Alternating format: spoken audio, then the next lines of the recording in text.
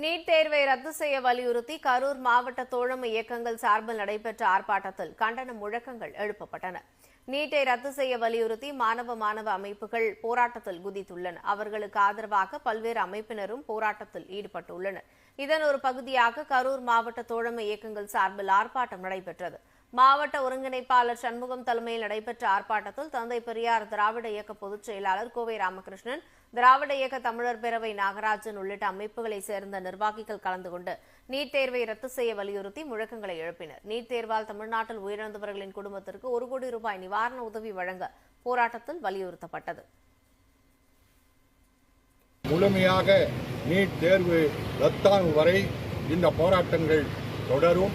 அதோடு 10 ஆண்டுகளுக்கு முன்பே தமிழ்நாட்டிலே அனிதா உள்ளிட்ட கடைசியாக அணுகீர்த்தனா வரை கோவையை சார்ந்த மாணவி அணுகீர்த்தனா வரை 40க்கும் மேற்பட்ட மாணவர்கள் உயிர் இழந்திருக்கின்றார்கள். 1 கோடி ரூபாய் இழப்பீடு வழங்க வேண்டும் என்ற கோரிக்கையும் முன்வைக்கின்றனர்.